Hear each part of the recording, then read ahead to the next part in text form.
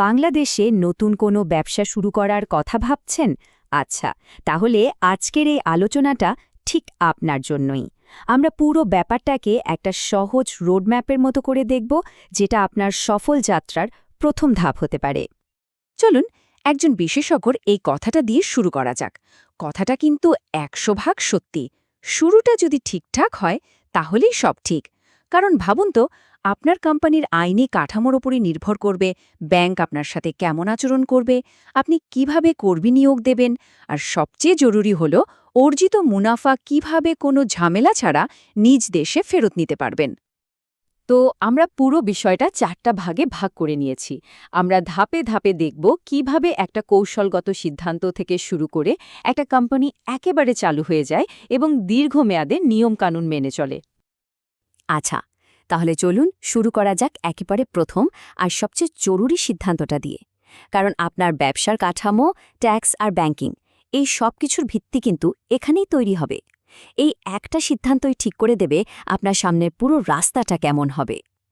তো কোনো কাগজপত্রের দিকে যাওয়ার আগে সবচেয়ে আগে যে প্রশ্নটা করতে হবে সেটা হলো, আমি আসলে বাংলাদেশের বাজারে ঠিক কী করতে চাই। এই একটা প্রশ্নের উত্তরের উপরই কিন্তু আপনার ব্যবসার ধরন নির্ভর করবে। দেখুন, এখানে অপশন মূলত দুটো।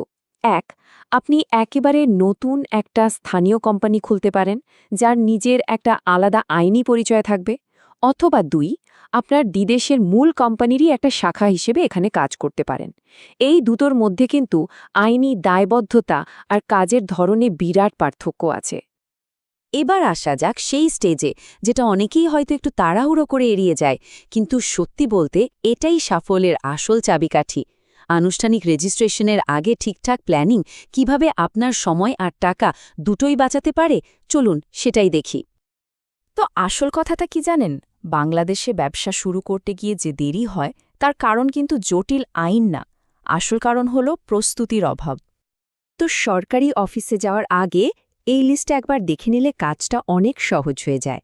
যেমন ধরুন, কোম্পানির নাম কি হবে, শেয়ার হোল্ডার কারা হবেন, প্রাথমিক মূলধন কোথা থেকে আসবে, এই সব কিছু যদি আগে থেকে ঠিক করা থাকে তাহলে পুরো প্রক্রিয়াটা অনেক মসৃণ হয়ে যায়। আচ্ছা, প্ল্যানিং তো হলো। এবার চলুন দেখি কিভাবে এই প্ল্যানটাকে কাগজে কলমে একটা সত্যিকারের কোম্পানিতে পরিণত করা যায়। আর কোম্পানি চালু করার জন্য এরপর আর কি লাগে। কোম্পানি রেজিস্ট্রেশনের জন্য আপনাকে প্রথম যে দরজায় কড়া নাড়তে হবে সেটা হল আজএএসসি বা registrar of joint stock companies and firms. এখানেই আপনার কোম্পানি আইনিভাবে জন্ম নেবে। আর ভালো খবর হল, এখানকার প্রক্রিয়াটা বেশ গোছানো আর নির্দিষ্ট। এই পুরো রেজিস্ট্রেশন প্রসেসটাকে আমরা কিন্তু 4টা সহজ ধাপে ভাগ করে দেখতে পারি। প্রথমে আপনার পছন্দের নামটা রেজিস্টার করতে হবে, এরপর কোম্পানির নিয়মকানুনের যে মূল ডকুমেন্ট সেটা তৈরি করতে হবে। যদি বিদেশি বিনিয়োগকারী হন তাহলে টাকা পাঠানোর প্রমাণ দেখাতে হবে।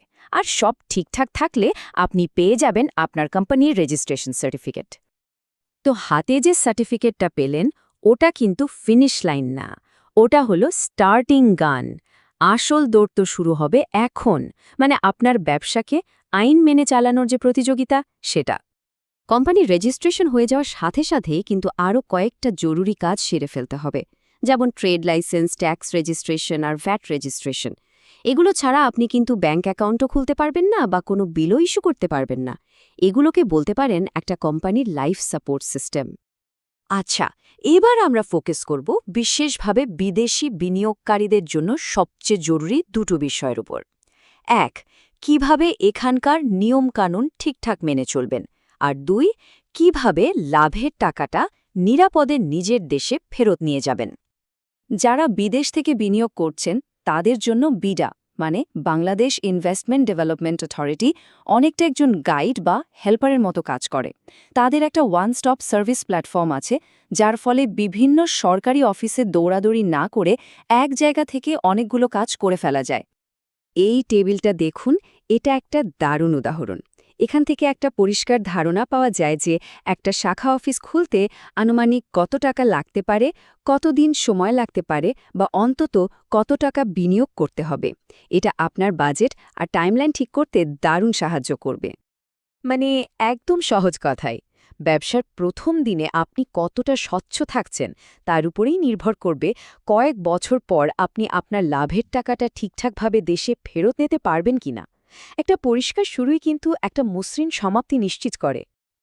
দেখুন, অনেকেই হয়তো ভাবেন যে এত নিয়মকানুন মেনে চলা একটা বিরাট ঝামেলার কাজ, কিন্তু সত্যি বলতে এটা আসলে একটা ইনভেস্টমেন্টের মতো। কারণ একটা পরিষ্কার কমপ্লায়েন্স রেকর্ড শুধু যে আপনাকে জরিমানা থেকে বাঁচায় তাই না, এটা আপনার কোম্পানির ভ্যালুও অনেক বাড়িয়ে দেয়। তাহলে শেষ প্রশ্নটা হলো, একটা কোম্পানি প্রতিষ্ঠা করা কি শুধুই একটা নিয়ম রক্ষার প্রক্রিয়া, নাকি এটাই বাজারে অন্যদের থেকে আপনাকে এগিয়ে রাখার প্রথম কোনো কৌশল?